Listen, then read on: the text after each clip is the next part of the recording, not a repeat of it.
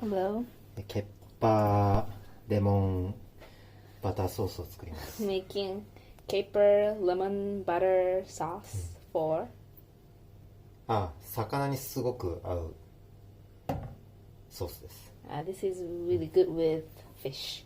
でケッパーはCaper 塩漬けと酢漬けがあるんですけど、塩漬けの方が美味しい気がします。This is salted pepper. Caper. うん、These are like vinegared caper too, but salted is better. と思う。 I think. 日本だとあんま売ってないんですけど、カルディで売ってます。 In Japan, you can get this at Kaldi. Kaldi. あれコーヒーとか売ってる輸入雑貨。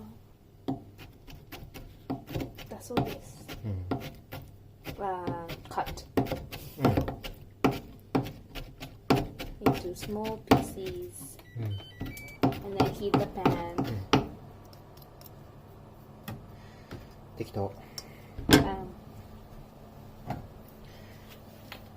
油。 Oil. 普通は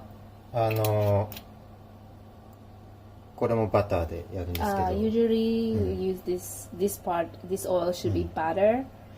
ちょっとバターなくて We ちょ didn't っとしか have. ないんで、 We don't. We have only just a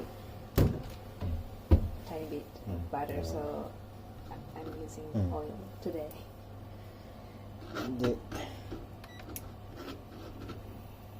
これ炒めると結構香りが出てくるんで、そこまでちょっと You stir fry 入れます。 capers that have nice smell.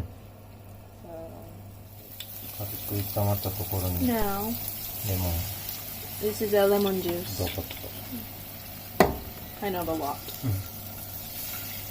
でレモンも一煮立ちさせます。 Boil once.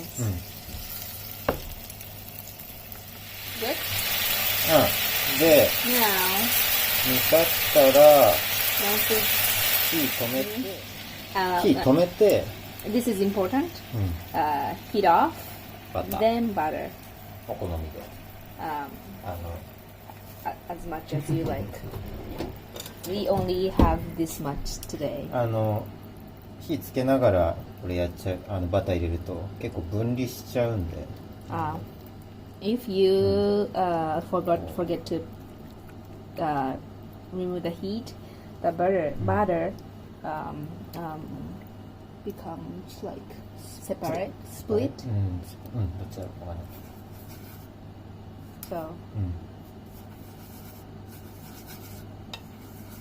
So バターたくさん入れて溶けきらなかったらちょっと温めてあげてもいいんですけど、グラグラさせると本当分離しちゃいます。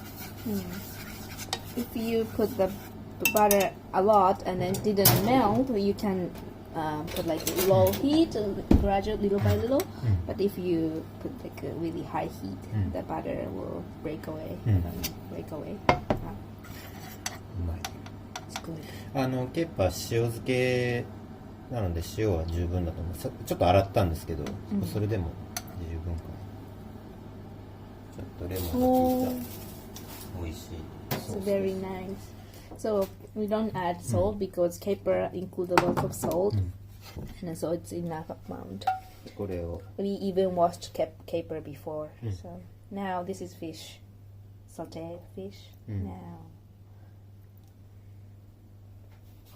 then 感じですね。 make this. Whoa.